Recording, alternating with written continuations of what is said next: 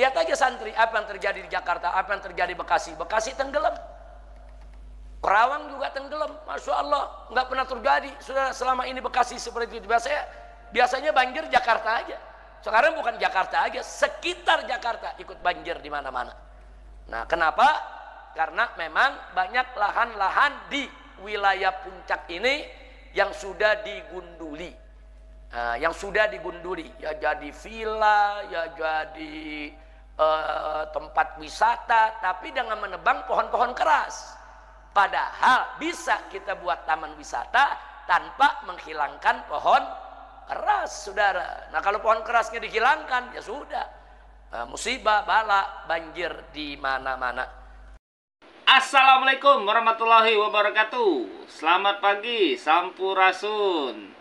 Nah, teman-teman semuanya, jika kita mengamati cuplikan video yang tadi, maka kira-kira apa yang ada di dalam benak teman-teman semuanya? Kemungkinan sama dengan saya, bahwa si Rizik Syihab itu sadar bahwa akar masalah banjir yang ada di Jakarta dan Bekasi karena kawasan puncak itu dijadikan villa, dijadikan tempat wisata, dan itu salah menurut Rizik. Tetapi Rizik lupa bahwa dia juga yang menjadi salah satu biang kerok karena mendirikan pesantren di kawasan PTPN yang ada di puncak Megamendung. Itu juga salah. Oke, kita simak videonya. Tolong tadabbur alam tahun ini jangan di lokasi-lokasi yang rawan. Karena belakangan ini, karena intensitas hujan luar biasa, curah hujan begitu banyak dari tanggal 1 Ramadan kemarin, saudara, kita tahu di daerah Bogor ini khususnya banyak tanah yang longsor. Bahkan banyak daerah yang banjir. Biasanya banjir itu cuma dikirim ke Jakarta sama Bekasi atau daerah di bawah. Tapi kali ini hatta puncaknya ikut banjir ya, Pak. Nah, jadi di puncak itu ada lembah-lembah di Cisarua, di mana tempat itu semua banyak yang terkena banjir. Nah, tapi kalau Megamendung yang banjir, pesantren kita nih banjir, ya Jakarta tenggelam. Nah, ini udah tinggi banget nih, 1000 berapa? Biasa 1300, 1200 dari permukaan laut. Jadi daerah kita nih udah tinggi betul, tapi di daerah seperti kita ini harus dijaga juga. Jangan ada penggundulan hutan. Harus banyak-banyak kita menanam pohon-pohon keras. Karena kalau lahan ini semua digunduli, nanti air tidak bisa ditahan di gunung. Semua akan turun ke bawah. Akhirnya gunungnya longsor, yang di lembahnya banjir ya, Pak. Dari awal saya dan keluarga mendirikan pondok pesantren ini, saudara, kita kasih nama pesantren alam dan agrokultural. Itu salah satu tujuannya selain pendidikan tentunya, selain pendidikan, selain urusan dakwah, agama dan lain sebagainya, adalah reboisasi hutan. Kita melakukan penghijauan. Nah, kalau santri-santri lihat dari pintu pos 2 sampai ke masjid ini, itu kiri kanan ada pohon Afrika tinggi-tinggi. Lihat gak? Nah, itu yang nanam santri. Santri di tahun 2013. Dan 2014. Nah, jadi santri-santri senior itu pada saat sanlat begini. Nah, jadi begitu sore mereka nanam semua, nanam pohon sepanjang-panjangnya sampai di bawah daerah makam syuhada, di bawah sekali kita lihat itu ada pohon-pohon berderet, itu pohon-pohon Afrika. Itu semua yang nanam santri, ditanam 12 tahun yang lalu. Enggak 12, kita 2013, sekarang 2005, 11 tahun yang lalu. Nah, ini Kiai Asep ngalami nih, Kiai Asep Sofyan ngalami. Jadi santri kita giring, saudara, baik yang disanlat maupun yang bukan sanlat, untuk menanam sampai ke blok B, blok C, blok D. Nah, jadi kalau santri nemu ada pohon-pohon Afrika di luar hutan. Kalau pohon Afrika di hutan itu alami, itu hutan punya, bukan kita tanam. Memang sudah umurnya sudah puluhan, bahkan ada yang ratusan tahun. Tapi pohon Afrika di lingkungan lahan MS dulu kita tanam lebih dari 10.000 pohon. 10.000 pohon. Jadi kalau lihat di sepanjang jalan, oh ini ada pohon-pohon Afrika nih. Pohon Afrika tuh yang pohonnya tinggi tuh. Tinggi, di atasnya baru ada daunnya ya, kawan. Nah, kenapa dulu kita tanam pohon Afrika? Karena pohon Afrika ini satu, dia pohon keras. Dan akarnya itu bisa menahan air, saudara. Nah, sehingga kita harapkan kalau makin banyak pohon keras yang kita tanam di lahan ini, kita makin mudah untuk bikin sumur-sumur galian, untuk mencari air buat santri. Tapi sayang, target kita belum tercapai. Target pondok pesantren adalah di lahan ini kita menanam 100.000 pohon keras. Nah, kita waktu itu baru nanam 10.000. Dan gak disangka ternyata 10.000 udah jadi sekarang. Besar-besar itu pohon, saudara. Dan nanti 10 tahun akan datang dia punya dia punya badan atau batang daripada pohonnya akan lebih besar lagi seperti yang ada di hutan. Dan saya sesalkan kita gagal menanam pohon bau-bau. Ada satu pohon betul-betul dari negeri Afrika, namanya pohon bau-bau. Dulu kita tanam di sini ada 3 atau 4 pohon. Pohon itu batangnya saja bisa buat rumah. Maksudnya buat rumah itu batangnya aja diameternya bisa 10 meter. Jadi kalau kembali 10 meter, ke sana 10 meter, dalamnya kita korek, jadi rumah ya? Jadi rumah. Nah, makanya di Afrika, boleh silakan buka YouTube, tulis saja pohon bau-bau di Afrika. Di hutan-hutan Afrika, banyak orang-orang Afrika di pedalaman yang menjadikan pohon bau-bau menjadi rumah mereka. Mereka bikin jadi rumah tingkat. Yang di bawah dibikin ruangan untuk terima tamu, di atasnya bikin ruangan buat tidur dia di dalam pohon. Nah, bukan pohon ditebang, kayunya dibikin rumah, bukan, saudara. Nah, tapi pohonnya itu sendiri yang dijadikan rumah. Nah, dulu saya tanam di sini di lapangan satu, di dekat lapangan futsal kita juga dulu satu. Tapi sayang beberapa pohon tersebut sulit itu dicari. Itu pohon langka. Ya, kita akan coba cari lagi untuk bisa kita tanam di lahan markas syariat. Karena pohon-pohon seperti ini, satu, dia bisa mencegah longsor. Nah, tanah nggak dibawa lari sama air ya kawan. 2, di bawah tanah dia bisa menahan air.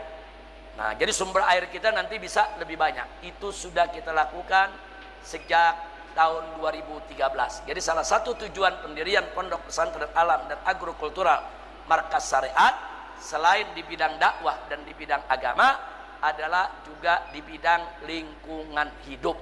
Ya kawan. Nah, begitu saya minta kepada pengurus MS, begitu juga para santri yang akan datang, supaya nanti kalau ada tambahan materi untuk reboisasi hutan, untuk penanaman kembali pohon-pohon keras, semua bisa dilibatkan dan itu bisa dijadikan materi wajib untuk penilaian para santri, insya Allah. Kalau pohon sayuran tuh nggak bisa nahan tanah, nggak bisa. Kalau pohon sayuran kita tanam itu dia nggak nahan tanah, dia juga nggak nahan air. Nah, makanya kalau orang di sini kita para petani kalau mereka nanam sayuran seperti pohon cabai, tomat, kentang, kita minta ada tumpang sarinya. Nah, tumpang sarinya itu umpamanya di tengahnya kita tanam pohon alpukat yang akarnya bagus. Pohon alpukat termasuk pohon keras. Atau kita tanam pohon cengkeh. Nah, pohon cengkeh itu juga termasuk pohon keras. Nah, jadi kita di gunung ini sebetulnya lebih butuh pohon keras. Nah, karena ini lahan rawan longsor. Tapi bukan berarti perkebunan nggak boleh, bagus perkebunan. Cuman antara pohon-pohon keras tadi kita buat perkebunannya. Insya Allah. Nah, sekarang lihat aja santri apa yang terjadi di Jakarta, apa yang terjadi di Bekasi. Bekasi tenggelam. Perawang juga tenggelam, masya Allah, nggak pernah terjadi. Sudah selama ini Bekasi seperti itu. Biasanya banjir Jakarta aja. Sekarang bukan Jakarta aja, sekitar Jakarta ikut banjir di mana-mana. Nah, kenapa? Karena memang banyak lahan-lahan di wilayah puncak ini yang sudah digunduli. Nah, yang sudah digunduli, ya jadi villa, ya jadi tempat wisata, tapi dengan menebang pohon-pohon keras. Padahal bisa kita buat taman wisata tanpa menghilangkan pohon keras, saudara. Nah, kalau pohon kerasnya dihilangkan, ya sudah, musibah, bala, banjir di mana-mana. Nah, itulah sekedar informasi yang saya sampaikan. Jadi supaya kalau santri lihat dari mulai pos 3 sampai dari mulai pos 2 sampai pos 3 sampai ke makam, sampai ke bawah, di pinggiran, sampai ke masjid, sampai ke blok C. Anda lihat pohon-pohon keras begitu banyak, ada ratusan yang tumbuh besar-besar, itu ditanam oleh santri markas syariat. Nah, jadi jasa mereka tuh pahalanya bukan kecil tuh. Jadi pohon-pohon itu berkembang, ada burung yang makan, ada binatang yang makan buahnya, ada hewan-hewan yang menikmati itu pohon-pohon sebagai tempat tinggalnya, sebagai tempat sarangnya, sebagai tempat beranak pinak keturunannya, sebagai makanan buah-buahnya dimakan oleh burung-burung. Saudara, semua saudara yang menanamnya, yang merawatnya, yang memeliharanya, semua dapat pahala. Alhamdulillah. Nah, begitu juga pohon-pohon alpukat. Kalau dilihat dulu depan ini, depan setiap saung ada pohon kita tanam, nggak ada yang nunggu. Sisa satu. Apa tuh? Damar. Damar ada di samping-samping jalan mau ke makam. Ya, damar itu, damar juga santri yang tanam. Di samping daripada persaungan santri itu ada pohon-pohon damar. Pohon damar itu di hutan segini-segini batangnya, besar-besar. Jadi dulu kita tanam pohon yang namanya Afrika, pohon damar. Kita tanam semua. Di dekat santri juga ada pohon-pohon damar. Itu yang tanam bukan orang lain, yang tanam santri-santri markas syariat. Alhamdulillah. Mudah-mudahan nanti di tahun ajaran baru kita akan mulai lagi mencanangkan Ki Asep untuk mengejar bagaimana menanam 100.000 pohon keras tercapai di seluruh lahan MS tanpa menghilangkan perkebunan yang hasilnya manfaat buat guru maupun buat santri. Perkebunan tetap jalan, tapi pohon-pohon besar kita perbanyak supaya tidak terjadi longsor. Insya. Nah, kira-kira bagaimana menurut teman-teman semuanya? Apakah langkah yang sudah diambil oleh si Rizik Syihab dengan katanya sudah menanam 10.000 pohon Afrika dan bla bla bla bla bla, dan akan menanam 100.000 pohon di kawasan Pondok Pesantren Agrikultur Syariah di Puncak Megamendung? Pertanyaannya bukan masalah kalian menanam pohon di sana, tetapi yang jadi masalah kalian mendirikan bangunan di atas tanah negara yang seharusnya memang peruntukannya untuk tanaman perkebunan PTPN, yaitu pohon-pohon, tanpa adanya bangunan di sana. Itu masalahnya. Bukan lantas ketika kalian mendirikan pesantren kalian menanam itu menjadi baik, bukan. Tapi kalian sudah menyerobot tanah negara. Kira-kira nangkep ya poinnya ya. Oke, terlepas dari kebaikan yang sudah diberikan, kalau menurut hukum fikih bahwa jika asalnya itu haram, maka seterusnya juga akan haram. Jika hasil tersebut adalah hasil mencuri, mau digunakan untuk kepentingan masyarakat, itu juga tetap salah. Itu menurut hukum fikih, entah menurut kalian seperti apa.